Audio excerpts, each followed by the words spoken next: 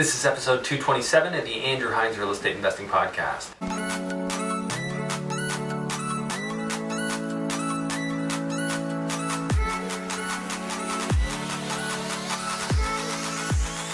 This episode is brought to you by Control and Compound Financial. They teach real estate investors how to multiply their wealth using infinite banking strategies. For a complimentary wealth coaching session or to learn more, visit www.controlandcompound.com/Andrew Hines. Welcome back to the show. Today I have Francesco Porretta with me, and he is a real estate investor who's doing stuff on both sides of the border. We actually initially met back in March at my Investing in the US Mastermind. He's come out to many of my monthly meetups since, and I've got to know him, and I wanted to have him share his story here on the show. A couple of things about Francesco. He's also a realtor here in Ontario, and he works with investors. He's developing a property in Hamilton. He's done flips. He's kind of done it all here, and he's taking his skills south as well with his first property, which is an Airbnb and family vacation home in Naples, Florida. So we dug into the numbers, what he's looking at now in Naples, what was going through his mind when he decided to invest down there, because there's so many people who just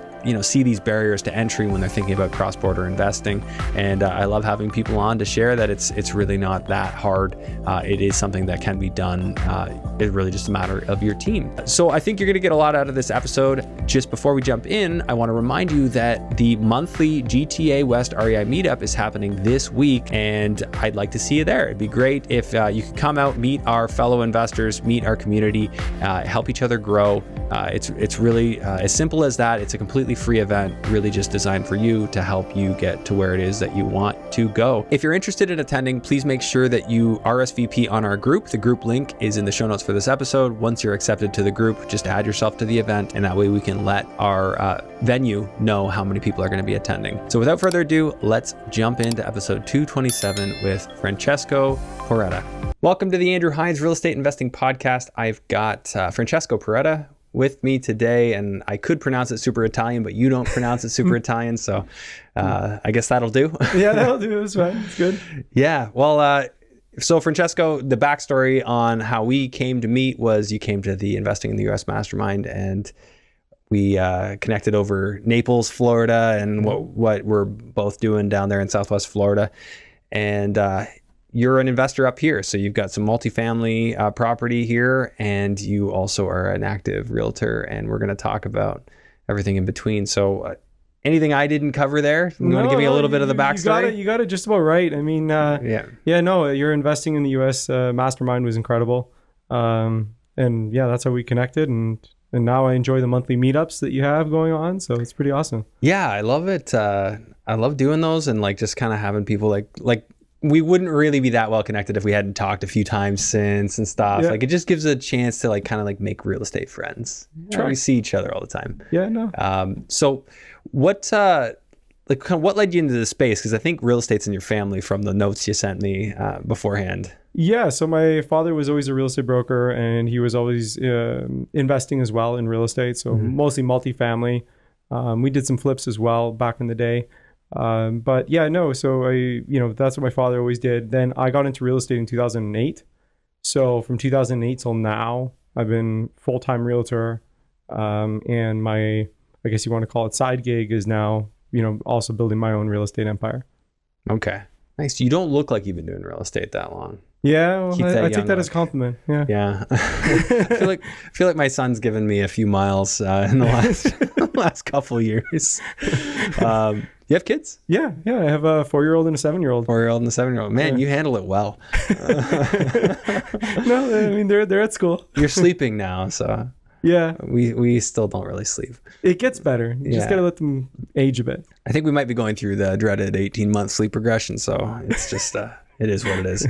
But cool, man. Well, it's good to have you here and kind of go through this stuff. So why don't you just take me back to where you started in your real estate investing, and then we'll get into what you're doing now. Yeah, absolutely. So basically around 2011, 2012, I started getting into basically doing renovations and flips and stuff like that. I flipped a condo, then I did basically a BRRRR on a triplex in Toronto. These are both Toronto properties. And then I walked away from that and I bought some new construction, realized that I'm not really into that pre-con game. Numbers don't really work, and there's the only property I've ever lost money on. Really? I like my business partner, Mike, like swears by it. It's how he made himself. There's some people that have made themselves and some people that haven't. And I think that, it depends on how long you can hold it after it's finished. Because what I've experienced over the years, not just with my own experiences, but also with clients' experiences, is that the minute that project is done, you have the flood of properties and the flood of available to release. Yeah. So until you can ride that wave and those units get absorbed, whether they're being leased or whether they're being sold, it's like the race to the bottom. And I think sometimes these developers have in their agreement whether you can sell pre-occupancy assignments, all that kind of stuff. Yeah, like they don't want you marketing the property for sale while they're still selling theirs. I've never bought pre-construction, so this is an interesting topic, and I'm glad you brought it up because I had Simeon Papelius on on the show, and very smart guy, and he went through some pre-construction numbers, and I totally botched it on that episode. Like I got distracted and I made a mistake in my spreadsheet. So I had a guy reach out to me. He's like, "Oh, those numbers don't add up. Like pre-construction doesn't work anymore." And I really wanted to just do like a pre-co episode, which I don't think this is necessarily going to be, but I did just want to get your take because there are clearly still people doing it. So how are they still making it work? Is it that they're getting better pricing? Or it really is coming down to what you're saying, and as long as you don't need to sell it right away, you're willing to hang on to it for a little bit. So what I've noticed, and the few of my clients that have been successful in it, they're buying with developers that offer like a 3-year rental guarantee. Yes. Then what ends up happening is the property management company runs it, they rent it out, but they give you a guaranteed rent. Right. So then it's like your numbers are predictable. Your numbers are predictable. You know what you're buying. You know what it's going to be in 5 years. From start to finish. And then after that 3-year contract is up, you can have the choice of either selling it or leasing it yourself or figuring out what you want to do. I've seen situations where that works. I've seen situations where that doesn't work. I've got one that was pretty interesting. There was a client that had bought a property in downtown Toronto, like Lakeview property, and the rental contract was for $2,100 a month when she signed it, like probably 6-7 years ago now. Right. It's expiring this June sometime. Yeah. The property management company has been renting it out for $2,600 a month. Oh, so they're getting more? They only have to give the landlord 21 what was guaranteed in the guaranteed contract. But then she can so she's going to be able to get that rent now. But it's so like crazy to think that this property management company who works for the builder is getting the surplus. Well, I mean, I guess it's part of the risk they take. Yeah, the builders probably, they might be in the red at some time, and then they realize that they'll benefit. The thing I noticed, like from Simeon's episode, is that he was quoting what the standard property appreciation was in Toronto from year to year, and that's something that pre-construction buyers are paying attention to. Like if you're signing today, you're going to look at historical, what's the last 25 years look like in Toronto on average. And I don't see, in my world, I typically never banked on that stuff, but it seems like they pretty much have to in that industry. You have to, because a lot of the time when I look at the numbers, I feel like I'm paying tomorrow's price today. I'm not paying pre-construction. Paying today's price today. No, you're paying tomorrow's price today. Yeah. So like, and then you're looking for tomorrow's pricing when you when you close it. How much of a stretch of speculation is that? I've always said it doesn't feel comfortable to me, and it was never really my bag. And the reason it's come up more recently, and why I've wanted to kind of look at it, is like there are other people who are the total opposite, and they're like, "That's how I made myself," and I swear by that. And I'm like, I need somebody who's done it in the last 6 months to just come on and lay it down for me. Like, how does it work? And I've had a few people reach out. So I was thinking about doing like a Zoom, like 4 or 5 different people all chime in and like, let's hear it. That's a great idea. And let's hear it. How it works. It's kind of one of those things where it's the same thing with like the people that do like Airbnb arbitrage, where, if you're not in that field, you have no clue. Right. And to me, it feels foreign. And that's the problem. And sometimes when something feels foreign to me, I don't ask the best questions around it. And I don't get as deep as I want to. Totally. So that's why I want to kind of dig deeper on that one. And because let's face it, in any strategy, there are people making money and losing money. So it's not so much how the which world goes strategy, it's how you do the strategy, right? So what do they know? What do the people who do make it work know? Are they just lucky? I have a hard time believing that they're just lucky. I think everybody in the GTA market has been lucky. Oh, I've been lucky. I've been lucky on my BRRRRs. I've been lucky on my flips because like pretty much the entire environment I've ever done any of that stuff, the market was going up. The only time that's not been true is in Florida with my most recent one. Yeah.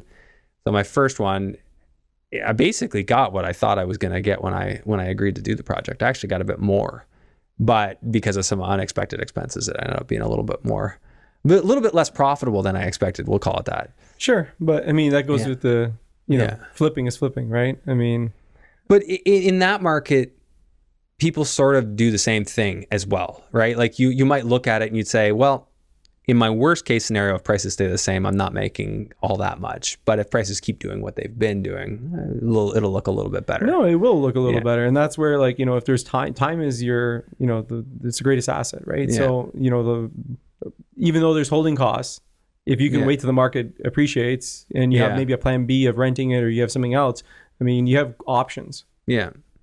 So your strategy, and I know I kind of cut you off as you were telling your story. No, okay. So your strategy is obviously not one of speculation. No, you're not factoring in any appreciation at all? None. And I typically don't. Like when I'm looking at stuff, like common sense, I'll look at a 2 or 3% because that's sort of matching traditional inflation. And over the long run, you should see that. However, in the short run, anything could happen. You know what? I just think of it as gravy. I'm not going to bank on it at all. Yeah. I'm not going to even put it in a spreadsheet. I never have, and I don't expect to. Yeah. Yeah. Yes. And I've seen people do both. Some people do, some people don't. But I agree that it shouldn't make your deal. No. Your deal should work without it. Yeah. Yeah. So what happened next? You were into some pre-con, decided that I think that's also a very slow moving strategy. If you want to be an active investor, it's not really an active strategy. Yeah. So, and then basically, I got married and had kids and spent time working on my own property, built my own property to basically say, this is our house, this is our thing, let's go to it.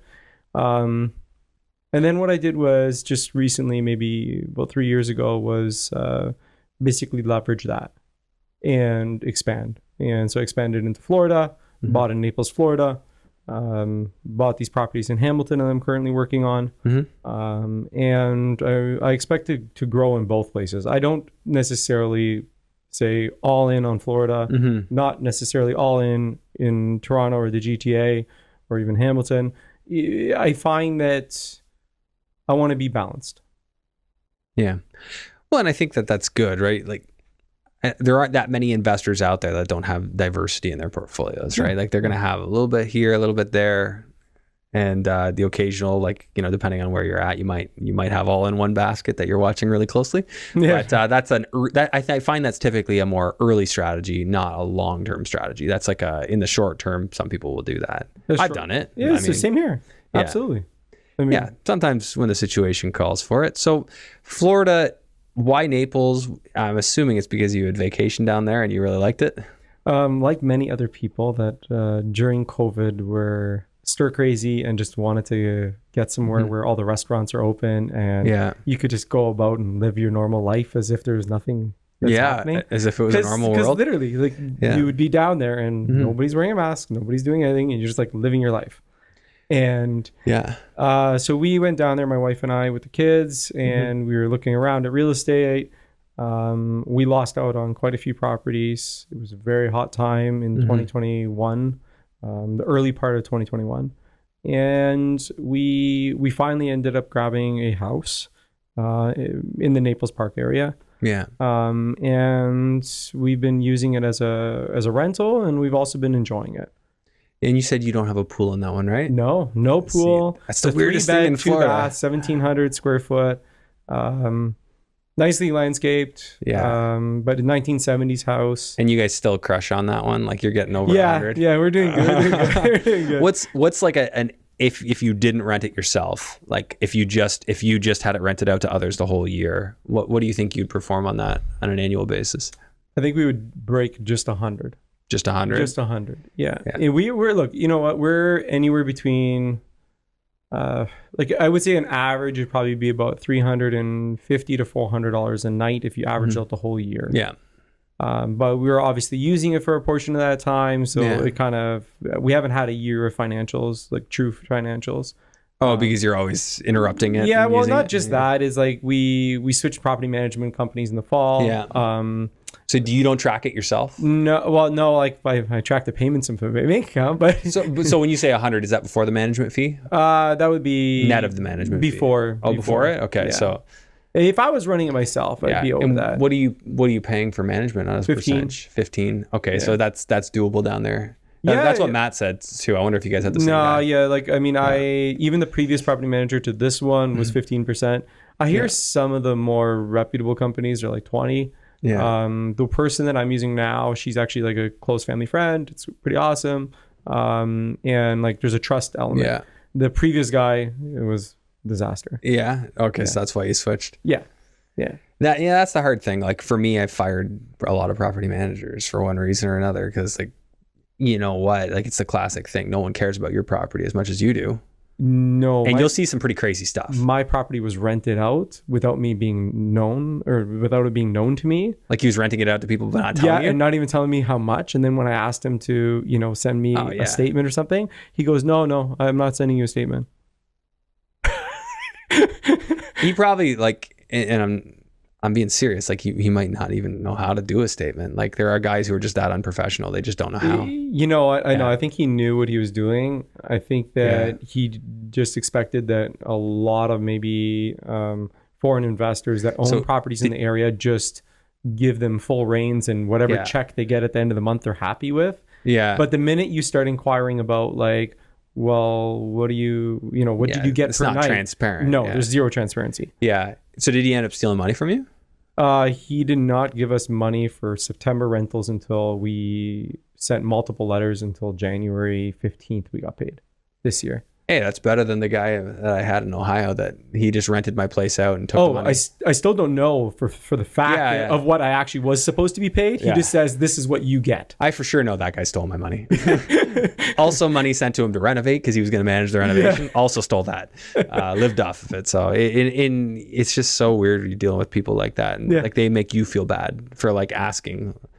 I mean, or they try. They try to make you feel bad. They try to, but I mean, look, listen, you know what? We're all in business. There's nothing like I've been in property management. I've done property management. There was a point in time where in my real estate career, I wasn't necessarily so busy. So I was just all in on property management in the early years. Yeah. And I had many clients and there is transparency. Yeah. Oh, I give them multiple quotes for everything. Here you go. Here's what I paid out. This is the e-transfer. This is the check. This is whatever.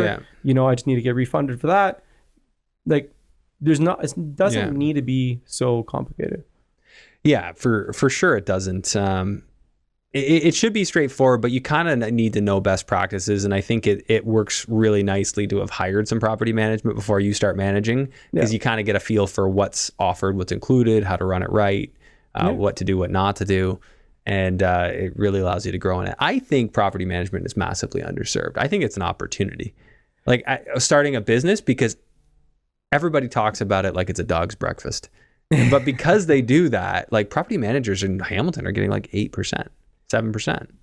Yeah, if you can narrow down your neighborhood and only work that neighborhood, I think you have a business case, but you don't necessarily have a scalable business case. Yeah. Most of the property managers that I've met over the years, they do really well because they're hands-on and they do it themselves, and they only run a certain number of properties and they just run those properties. Yeah. And they can control it. The minute they have to hire out staff to build this company, then it's like, it's almost a diminishing return that is just not. It's then you have a whole new problem. Then you're building an organization, and building an organization is a new challenge. We were just talking about this before.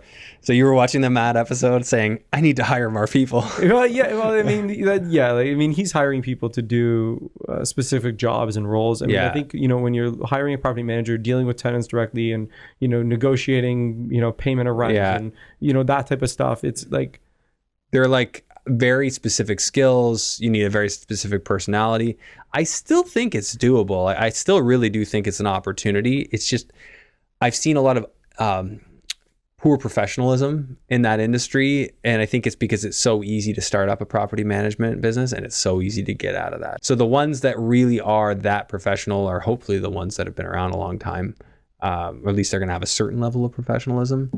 But like you said, it's tough for them to scale. They're not necessarily going to be right on top of it. But if you did a property management company in somewhere like Naples, Florida or something, or anywhere in Florida. Yeah, where you have a clients that want it, yeah. And you're doing short-term rental. Yeah.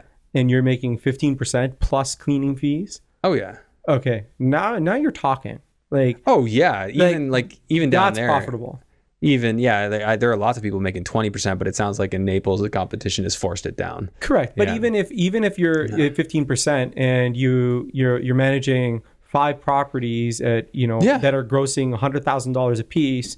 Well, right there, that's quite a bit of money. I think 100 is low for Naples Park. I think your scalability on that income is huge. No, if you add in the pool, you can go to 200. Correct. Yeah. But I'm just saying, even if we were very conservative with the numbers, how difficult would it be to manage the ins and outs for 5 properties? Yeah, 5 properties, not hard. Imagine 10. You can turn that into, say, that's $150,000 income a year. Like nothing. And the crazy thing is that the cleaner does basically everything for you as the property once manager. you set up the pieces. You just need a good cleaning crew. And what I've learned on like the Facebook groups and stuff like that, the cleaning crews, you can find lots of them. The cleaning staff is actually pretty easy to find. Yeah. And once you get them in and they teach them. You think it's easy? Yeah, I do. I like that. You want to help me find some cleaners up in Tobermory?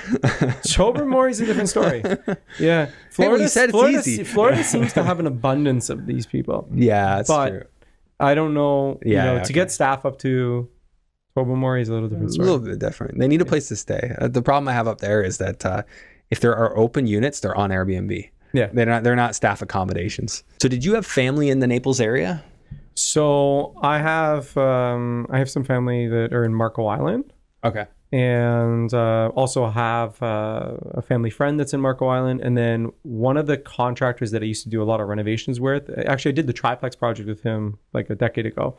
And quite a few other projects my family's always done with him. 10 unit buildings, 5 unit buildings, like all the different stuff. And he moved to Naples in 2013. Okay. He just moved there. He's packed up and he's like, I'm out. That's amazing. Yeah. He packed up. I said, I'm out. And he started a construction company in Florida. I'm guessing like an E2 kind of situation. Yeah. So an immigration visa. Yeah. Okay. And he's been there since and he loves it. Is he helping you out down there? So his girlfriend is the one that does my property management. Oh, that's awesome. Yeah. So it's like you have that connection. It's like you feel totally comfortable. Yeah, that's a really good arrangement. But just back to that property, I think what's really cool there is down the road if you want to do something, you can. But I think we were talking about this at one of the meetups that you have like a killer rate on a 30-year mortgage there. Yeah, so we have a 3.25 30-year mortgage. Yeah, you could probably blend and increase that, but you don't want to touch it, do you? I don't even want to have that conversation with the bank. 3.25. So it cash flows then for you, this place? Yeah, it totally cash flows. Yeah. Like how much would you say approximately on a monthly? Well, just to give you an example, my expenses, including mortgage payments on a $525,000 loan, original loan amount, I'm at $58,000 US. 58,000 and all expenses in? All expenses including that. Yeah, insurance, everything. Okay, and you have flood insurance and all that. I got flood insurance. Yeah, okay. And you're doing so you're clearing like 30,000 a year. Yeah, comfortable somewhere around there. Yeah, unless you rented a whole bunch yourself then. I mean, it eats into it a bit, but it's not too bad. And then like even from like tax purposes, the account like kind of like they do like a percentage of days that you're there versus it's rented. And so most people, I would say, not in our circles necessarily, but even in our circles and investor circles, look at investing in the US as this daunting task. And I asked Matt Piché this when he was on. You probably saw that too. Yeah. What are your thoughts? Do you consider it to be a daunting task? What made it so easy for you to just pull the trigger and go down there? Weren't you worried about double taxation and all those other issues? No, I mean, one phone call or even one Google search shouldn't annihilate that question. Well, somebody posted that on one of my videos. They're like, well, I've been on the fence for a long time. My biggest hurdle is that I'm worried about the tax treatment or the double taxation. I'm like, That's a phone call. Dude, not even a phone call. Literally, you go like there's like a few. Like I was googling the other day for a friend of mine. I'm just like, it's just he wanted me to send him the links because he was like, he didn't believe me. Yeah. And I'm like, literally, you just Googled, and I'm like, Canadian owning rental property in the U.S. taxes, and there was like a whole bunch of things that came up. Yeah. And if you're owning it personally, yeah, you're paying wherever you pay the highest tax rate. Yeah. Is that how you do it? Personal? Yeah, like this property's personal because I got a personal mortgage. That's the reason why I got such a great rate and everything like that. You wouldn't have been able to do that if it was in a company? I think you still could. No, not through like a Canadian bank. Really? Oh, I heard they still would, but maybe not I misunderstood TD, it. Not TD? They wanted you to own it personal? I have an email from them saying... They said you need to own it personally. Yeah, okay, that makes sense. Yeah, the only thing I don't love is like how public all the information is down there when you own something. Anyone looks it up. Are we on a public podcast right now? Yeah, we are. You know what's funny? I was just having this conversation today. Like I'm pretty private. Like it's funny. Like people think, oh, you're super public. You look so comfortable doing this. Like I don't actually like sharing like stuff on Insta that much. Like I don't really want to share my personal life that much. It's just like we're just chatting. You know what I mean? And we just so happen to be in front of cameras and sharing that. But I would post probably a lot more like of my personal life if I was more comfortable with that.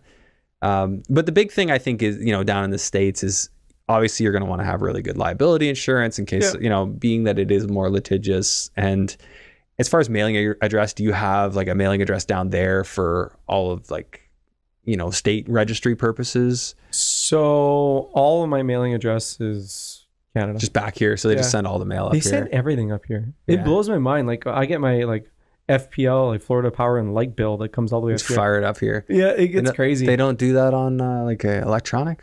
I think I'm set up for electronic on that now. It's probably the smarter and more environmentally friendly thing to do, but I haven't set that up, no. I like letters. Yeah. I need a paper copy for my tax purposes. I put everything in a nice binder. Keep everything in it? I put everything perfectly together. I'm very anti-paper. Just for organizational like purposes, I'd need 1 million filing cabinets. Yeah, I get it. Yeah, getting away from that these days. So yeah. Okay, so you got it set up that way. Obviously, if you scale, typically Canadians tend to shift into that LPGP model, or they do a corporation where your Canadian corporation owns it. Yeah, so those are what I've seen. So you're totally right. So I've done the USLP for anything that I'm scaling into in the future. Okay, so or there if is a I plan. refinance the current property. Yeah. I'm still on the fence with the current property, whether I renovate it more and put a swimming pool in, or I simply tear it down and build. It's kind of one of those ones. It's teetering. It's teetering. Unfortunately, I'm just kind of on that teeter-totter. And you don't want to put money into those properties when you're not sure if it's worth it. Because Carmen's been saying to me for years, like, Andrew, like, what would you do to this house? Or we'd talk about it at her Florida place in Quail Creek. Cool. And I'm just like, I wouldn't put any money into this. No. Like, look at these houses all around. Like, it's in a neighborhood. It's probably one of the lesser nice houses in a neighborhood that has like $5 million houses. Totally. And so, this house, like, it was under $1 million when she bought it. But I recently saw a house that we thought was beautiful, Jordan and I, and it was like 4,600 square feet, like really quaint looking. We go down there this year and somebody tore it down. Like they bought it and tore it down, and I looked it up, it was bought for like 1.65 million as a tear down.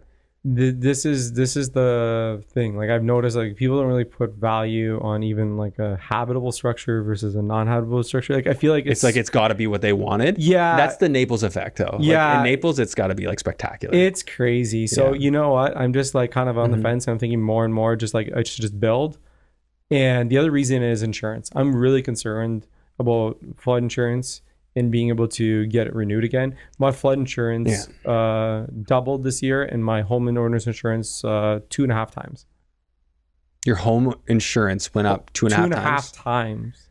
Because I just got some quotes. Like I just started 2 new policies, and the first one, I think they were both over 6. The one was over 7. So we're like 11,800 a year between the 2 policies. Between flood and insurance. Yeah. So I'm not taking flood because we're out of the floodplain. Correct. So now this is what I'm trying to say. If I built new, you could build it out of the floodplain. You build it out of the floodplain. You put the steel roof on. You get all your rebates for your insurance.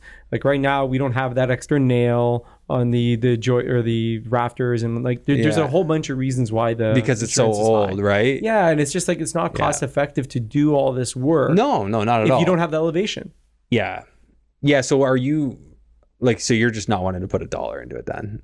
I'm kind of like, yeah. And then as far as the roof goes, I've heard people say you need, for insurance purposes, every 10 years, you got to change your roof. If you have steel or clay tile, that's not. Yeah, not true for those, but with asphalt shingles. Asphalt shingles, they will not insure you after 10 years. After 10 years, yeah. So you just got to put that on your deferred maintenance list. Yeah, it's $1,000 a year. Yeah. $12,000. It was a $12,000. And roofing down there is extremely expensive compared to in Canada. The same job, asphalt shingles, way more expensive there. I also think it's like the way they actually do it though. Like, yeah, they put more nails. They're doing like 6 nails per sheet. 6 nails, but also they have like it has to be weatherproof first. Okay. Fully, so they do the tar down. Yeah, we do that here too. Well, we do synthetic, but we use the ice and water shield. Yeah, it's not really the same stuff. They're actually using. So they're obviously they're doing some more stuff. Yeah, and for obvious reasons. Yeah. But shingles, obviously, in Florida, when you have a hurricane, you're going to be replacing some of them. It's not fantastic. We made it. We didn't lose one. You didn't lose one during hurricane. I lost a few brand new shingles. Lost a few, but we got it fixed up. Yeah, but you guys were more in the heart of the hurricane. So we were in the eye, like literally, I was in the eye of the, like my properties were in the eye of the hurricane. So 2 of them that were like pretty far along, both had damage. The third one we were just before trusses, so no damage. And none of the trusses were ripped out. No, the trusses hadn't gone on yet. So the trusses got delivered. We continued on, no problems. Yeah, nice. that one worked out super fortunate. So my first 2. The timing, it took way longer. Whereas this last one, it looks like we're coming in right around the 7-month mark. That's incredible to build it, which is wild. Yeah, that's amazing. Yeah, I mean the permitting took longer, but like that I can get into. That's some timing I can get behind because for me I don't like waiting. Yeah. So where are you at with your expansion process? Like, are you thinking more down there, or are you focused up here? Tell me the story. So I'm focused in both. Like, I don't think that I'm all in down there, like I said, or I'm all in up here. No, I do want to grow down there as well. Yeah. And there's a reason why I set up that USLP, and I think that I'm just I'm going down there this summer. I want to look at stuff that can work numbers wise on annual and short term. Yeah, it's you hard think Florida's going to work for you? It's a unicorn. In Florida, that is seemingly a little bit more of a unicorn. Yeah, like, it's not going to be great. There's some pockets that you can make the numbers work. Mm-hmm. It's funny. I was looking at condos the other day that allow or that are just like annual rental. Like I'm just going to go put a tenant in there, $2,500 a month. Mm-hmm. You can buy condos still for $220,000. Yeah. So you're saying they actually cash flow. So if you get a condo for $220,000, is that Naples area? Yeah. Like I'm talking like closer to 75. Okay. Between 41 and 75, that block. Okay. Yeah. You can find condos there that you can do an annual rental on and they actually cash flow. So what kind of expenses are you going to have there though? You're going to have condo fees, right? Yeah. Condo fees factored in. What kind of condo fees are going to be like $500 a month? Not even. Like most of it depends on the building. Like I've seen up to $500 a month, but for the most part, I find they're like to be $1,200 a quarter, something like that. Okay, so it might be $400 a month, somewhere around there. But and then you got taxes. Most of the time, it's like $1,100 a year. It's like $90 a month. Property taxes are $1,100 a year on condos of that price point. Yeah, that's surprising. Like I'll show you a couple that I have on the computer that I've been like kind of like on my save list. And they're like literally that's well let's run through like rough idea of numbers. I don't think anyone's going to steal your idea. No, I mean they can if they want. There's enough surplus. There's enough out there that you'll be able to get one too. I'm curious about this because Florida is one of those ones, like I know people say Florida's good for Airbnbs, it's good for flips, and I feel this way too. Long-term rentals, less good. Like it's not that it can't work, it just doesn't seem as appealing. The only issue I see is like the capital appreciation of that condo. It's not going to be great. No, it's a cash flow only move. So it's a $2,500 a month, you think, annually? For rent, yes. Yeah. All right, let's just see where this goes. So $2,500, that's going to be $30,000 a year. Mm-hmm. Your taxes on that are going to be, you said $1,100. Yeah, call it even $1,200. Okay, $1,200. Yeah, we'll be conservative. Yeah, why not? Yeah, insurance on something like that. I would do the insurance at like $1,800. Yeah, because the condo has its own insurance. Has its own insurance, but I know that insurance is still higher, so let's just throw it in. So maintenance wise, it's really just going to be paint and like the odd thing that breaks, your furnace, appliances, whatever. Maybe $1,000 a year on a unit. Maybe something around there. I don't know. Whatever. 4 or 5%. I'll leave 5% in there. Yeah. Utilities wise, would you be paying or the tenant would pay? Tenant would pay. Tenant pay everything. But most of the time they're included in the maintenance fees. I've noticed. Down there, cable, everything is thrown in. It's all just in. It's all thrown in. Electric too? Electric too. Like like even my sister's condo is like same thing. Okay. What would we be looking at for maintenance? Or management. My apologies. Management.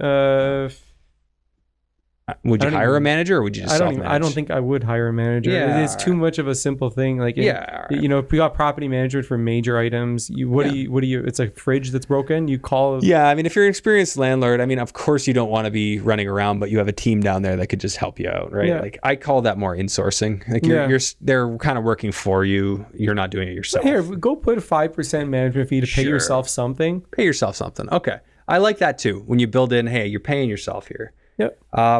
Landscaping and there's no snow. There's no, because that's all done. It's all in the condo fee. All in the condo fee. I like that. Okay, so what's your condo fee going to be? So condo fees on the stuff that I've been looking at is like most of the time, like I said, like between $400 and $500, somewhere around there. A quarter? A month. Okay. Or like, quarter is about $1,200. $1,200 most of the time because they charge mostly by quarter, and it's very funny. They don't do monthly often. Interesting. Okay, so we'll just put it in at $6,000 a year. So that's the $500 a month. Price point on that would be $220. You said there's one that I have right now on my sheet for $214,500 before negotiating. So surface level cap rate on that is 8.34%. Yeah, so it's a cash flowing property, and you know what? I would just do like one of these mortgage, like these private mortgages, most likely. Okay, so you do like a 75% or an 80%. Can you get 80? I think most of them for Canadians they want like 30%, 25 to 30. I think you could do 75, but with a condo maybe they want 30% down. Sure. So let's say you're going to get 70%. It's a cheap enough purchase that extra little bit, it's not a big deal. And you do an amortized 30-year loan. Yeah. Okay, at like they're going to be around 8% right now. They're 8% right now. Yeah. So, but it's all not that considered, that's pretty cool. I haven't heard anybody put that out there for Florida. What do you have on your numbers? I got a $400 cash flow a month. Thank you very much. $400. And what was the initial investment? And we were being pretty conservative there. 30% of 214,000, so 62,000. I'm working on it. Give me a second here. So I got land transfer tax in here, but the seller pays that down there. Correct. So we'll just delete that out of there. And so you got 60. Well, and your title fees are going to be less too down there. So let's call it $800 to close it. 65,000.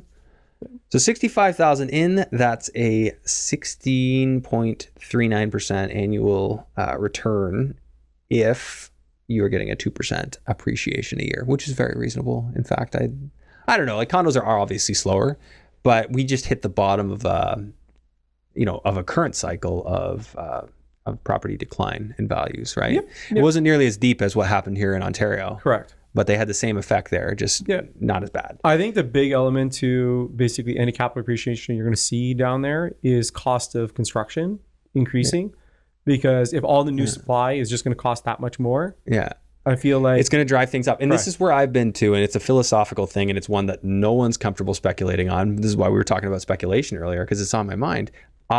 Being in the business, I see the cost of construction. I know that pool suppliers in Cape Coral are charging just arbitrarily like 30% more than last year. Yeah. Just all of a sudden, 30% more. Correct. And it happened overnight. So I know that it takes time for the market to realize that.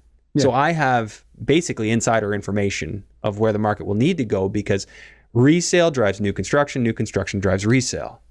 But when the market hasn't done it yet, hasn't realized it yet, I look like I'm speculating to act on the information. I think like there's calculated speculation too. Like, I take into account like the fact that like if any new inventory is going to the market, what's it going to rent for on an annual basis versus what you're rented for? You're always going to be like the cheap one if you're buying a resale like this. Like this would be like a 1970s, 80s build condo. Yeah.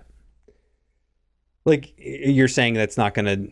Like what I'm trying to say is that the rental rate is going to go up because it's just forced up by all the new supply. Oh, you're saying rentals will go. I think your value gets pushed up too. Yeah.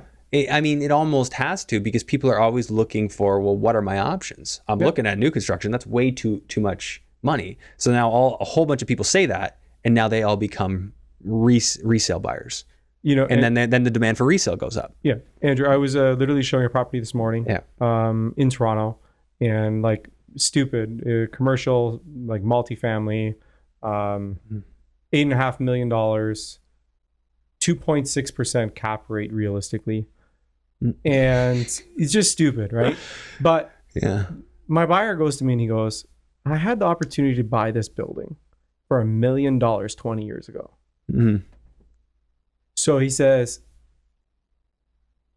in 20 years from now, am I going to kick myself that I don't put a reasonable bid in on it?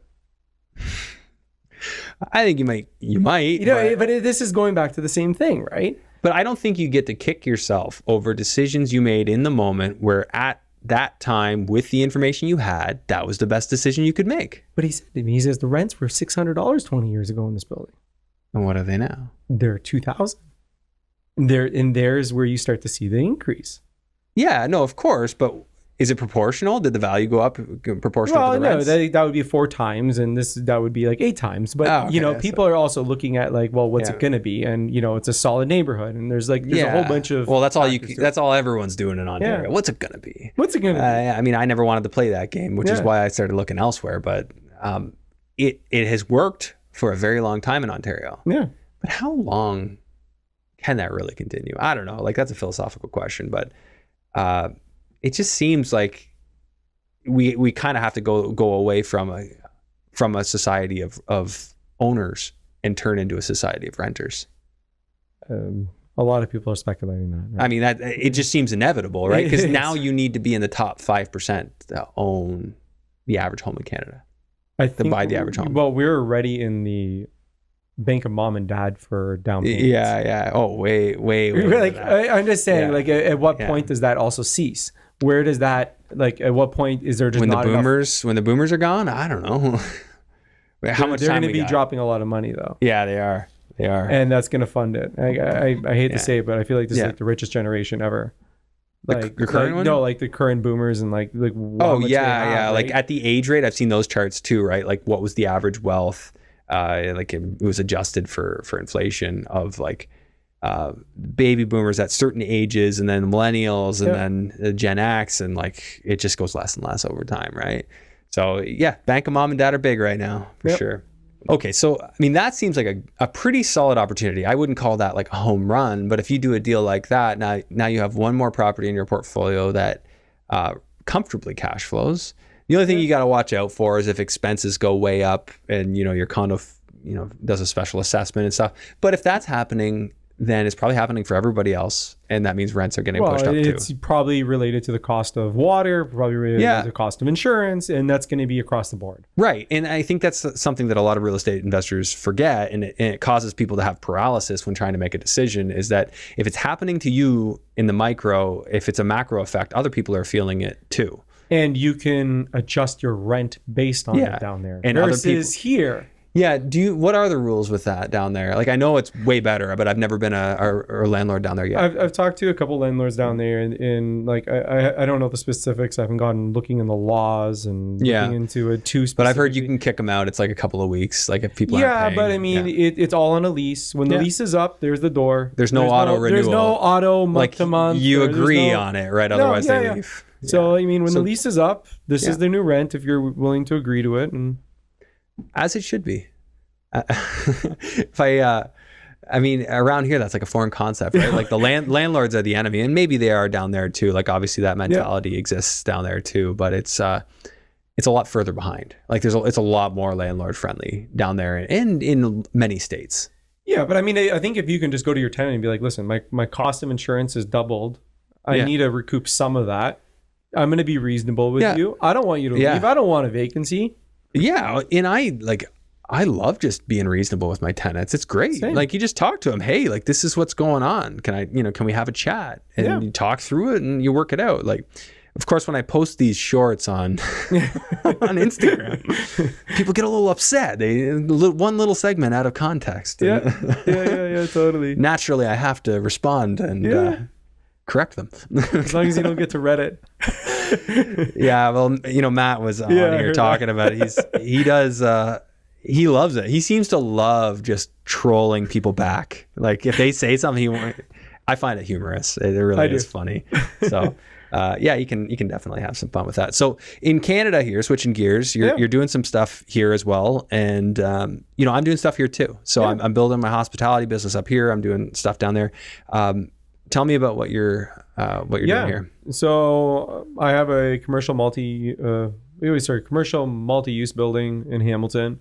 Currently in the preliminary phase of trying to figure out what we're going to do with it.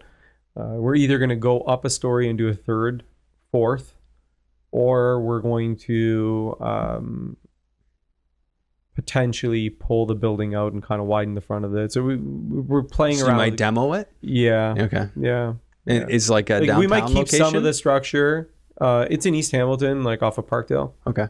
So, but I mean, I feel like that's an area that is the last stop on the LRT line once they do ever get it built.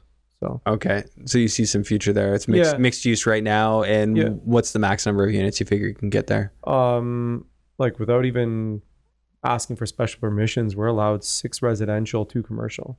Okay, so like that's a fair number. So you're thinking about asking like doing some sort of amendment or doing site plan approval? Within. But what if you wanted to do more? Would it be in the minor variance side of things, or would you be? So the property's under inclusionary zoning, so there would be, I guess, some more hurdles to go through. Yeah. But you know, it could be done. There's no reason why it can't be.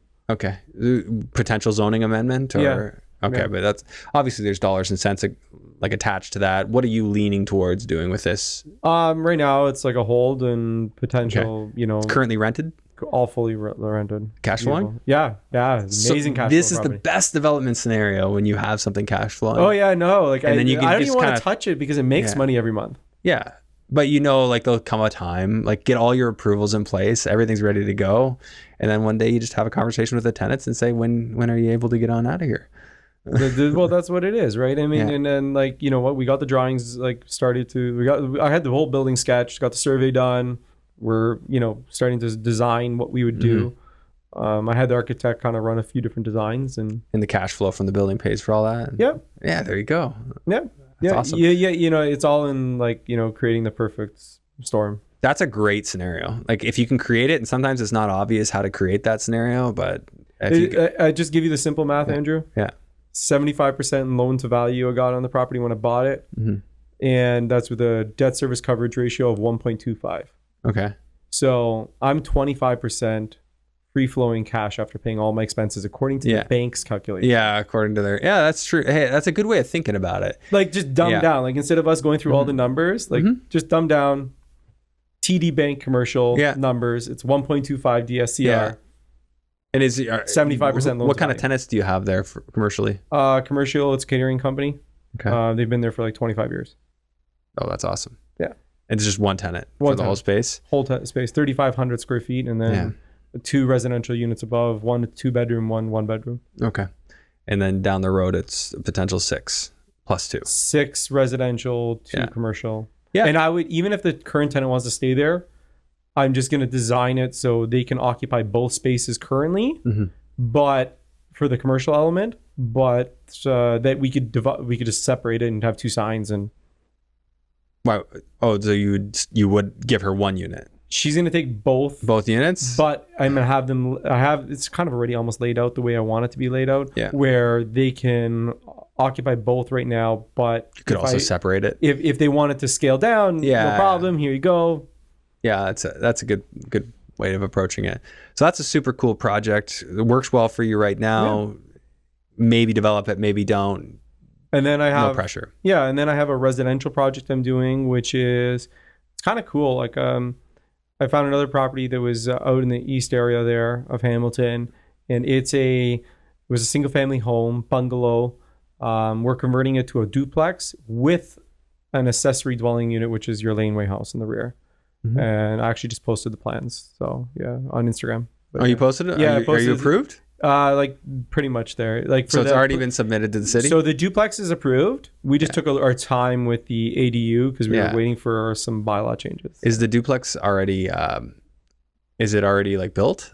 The duplex, we're underpinning the basement unit right now. Okay, this is just converting and adding the basement. Converting, adding the basement unit to the bungalow, and then, but it's nice because when you're doing it all at the same time, getting the laneway services is so easy now because we're digging down, we're already there. Oh, you're already underpinning from the outside, So it's like we can go in, I can have the guys run the drains, run everything. Yeah, right to the back. So you needed the what is it, Bill 23?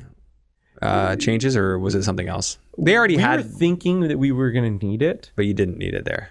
They seem to be no issues right now.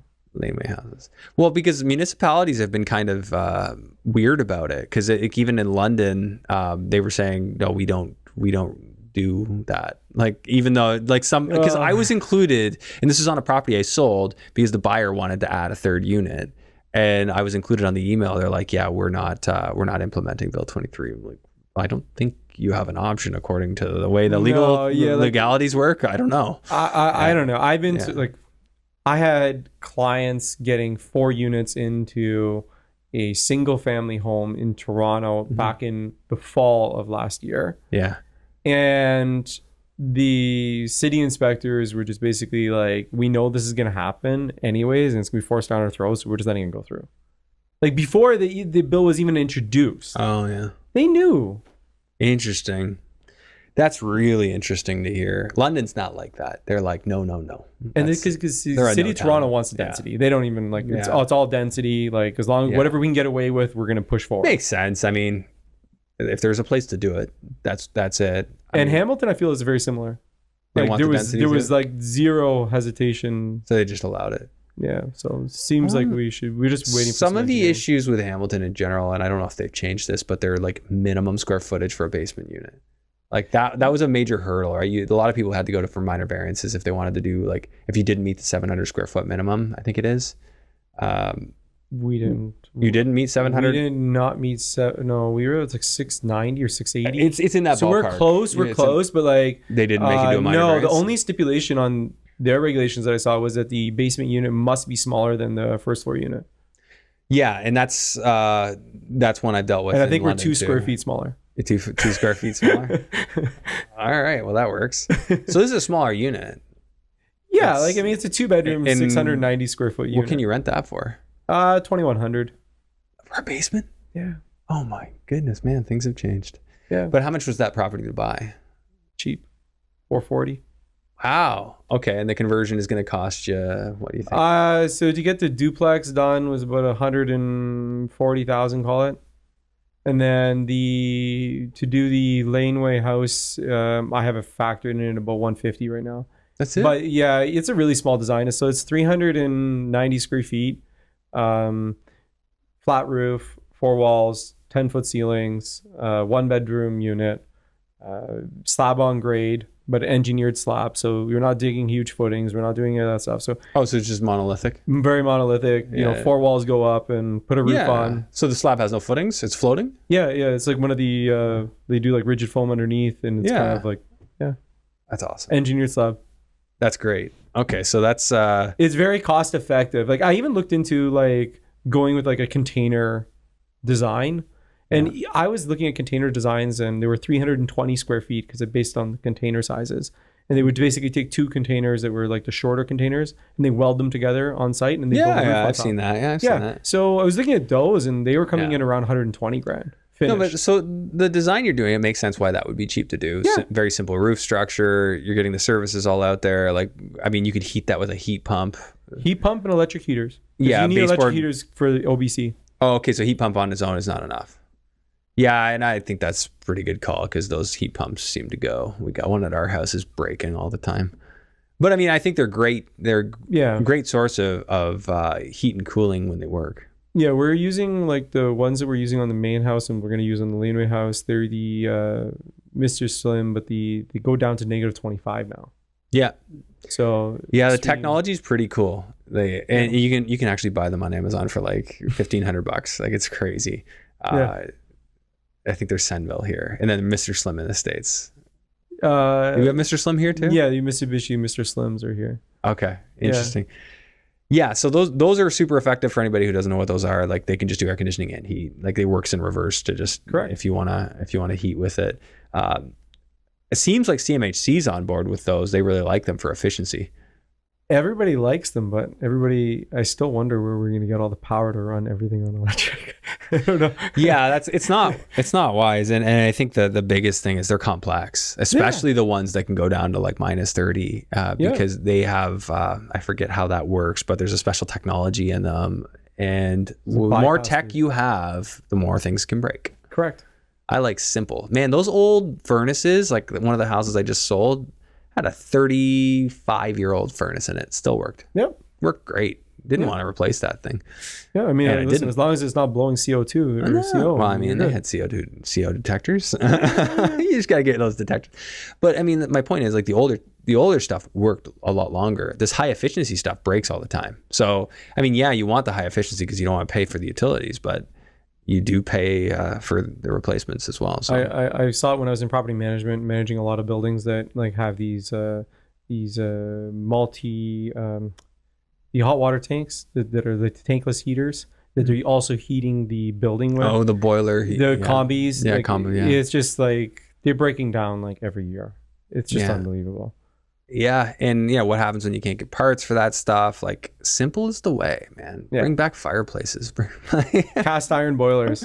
Cast iron boilers. Yeah. Yeah, man. Like a house I grew up in, while we were briefly lived there while my parents were building a new house, had a wood burning furnace. Like the furnace, forced air furnace, but we'd stoke it up with wood at night. Oh, I love that. Yeah. Bring me back to that. I'm all good with that kind of thing. Cool. So you got the 10-unit building going on here too, right? Yeah, so that's a family property. I don't own that personally. No. Okay. I'll make that very clear. It's part of your inheritance at one day, maybe? Well, let's hope. Anyways, I know. So it's like 8 3-bedroom units, 2 bachelors. It's a 10,000 square foot building. Okay. So, and that's in like the heart of the Toronto. Yeah. And so we're kind of in there looking at it. We just did I just did a conversion a BRRRR, I guess you could say, of a bachelor unit in there, because we took a 1-bedroom unit, we converted it to a really nice spacious bachelor. It was like one of these like super compact 1-bedrooms that just did not flow, did not make any sense. So you just opened it up. We opened it up. Like we made it a bachelor, opened it up, furnished rental, and we took that unit that was rented on a lease that was at $900 a month. To $2,200 right now as a furnished rental. That's solid. I think in Toronto, is that like it was almost I feel like cheap. That's almost low. It was almost cheap, but like it was just like we had the right tenant lined up. There was no loss of rent. Yeah. They moved it like we were finished like a week ago, maybe a week and a half ago. They moved in before June 1 and they paid us the prorated rent. It was like nice. Yeah. That's awesome. Yeah. So that is that the type of building where it's like your parents would just never sell it and you're just trying to help optimize We've it for owned them? it since 2003. Okay. And the goal with that building has always been like long-term hold. Yeah. But it's like funny because I was saying this to you earlier before we went on the camera. Like we went into that building 20 years ago and we renovated most of the units. Yeah.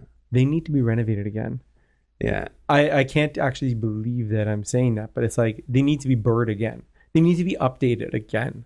Because the color schemes and stuff don't work. Everything's aged. It's like halogen lights and and tenants like are hard on things. Like they make especially if you had like laminate flooring, that'll be destroyed. That kind of thing goes. Your countertops, same thing. Yeah. So unless they're granite or quartz, even then they could be stained up and. So we have 3-bedroom units that are rented at like $1,900 a month. Mm-hmm. It's like these guys, we gotta get them out. We gotta go. So what would those be like? Closer to $4,000? 35 to 38 renovated, just like vinyl plank flooring. Just so you're gonna put in like $15,000 into each one, $20,000 into each one. Square footage is like 900 square feet. So by the time we do the flooring, we do the kitchens, the bathrooms, those are $50,000 rentals. Yeah. Yeah. Okay. By the time you also if you want to do like nice, to right? do something nice, you can do a little bit of lipstick and slap some stuff down, but you want to do it nicer. Yeah. You're not going to do that. You're going to spend the money and just get. Well, it if you done want to optimize the rent, and then you're going to plan to hold it long term, and you get better tenants, and you're getting a different class of people. Yeah. Like, well, I've always done that. I've always over renovated a little bit because I wanted to attract nicer people.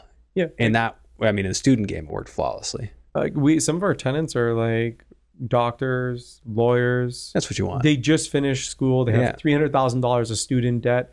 Yeah, no problem. Come on over here. Your student debt is like interest free, so it's fine. Yeah, just come over here. Yeah, they're going to be well to do. They're, that they're busy. They're busy and they're hard workers, and they're just they're going to pay their rent. They're not going to be even in the unit. They're going to be at work. Just go to work. Yeah. Perfect. Perfect. Don't accumulate things. They're not going to have a dog because they're never home. Yeah. So there you go. Yeah. Perfect tenant. Yeah, that's very true. Yeah, you want those professionals, and they're not going to be there forever either. Eventually, they're going to start a family. Their income goes up. That gives you an opportunity to raise the rents. Right. I love being strategic about what you own and how you renovate your properties. Thinking about the tenant you want, because if you think about the tenant you want, I want somebody who turns over often. You find that product, or you make that product that will attract that tenant. Yeah. So that's really wise. I like that. All right, Francesco, anything that you wanted to share, market wisdom, something we wish you'd touched on this episode? Market wisdom for me is like, somebody said this to me recently the other day, if you just like study something 80%, don't wait till you know 100% of something. Just like act on it when you know 80%, because if you wait till you know 100% of a business or a business case or something you want to get into business with, it doesn't matter whether it's real estate, whether it's opening up a coffee shop or whatever it is. If you just have 80% of the knowledge, act on it and do it. You're never gonna get anything done if you wait till you have 100%. Right. Yeah.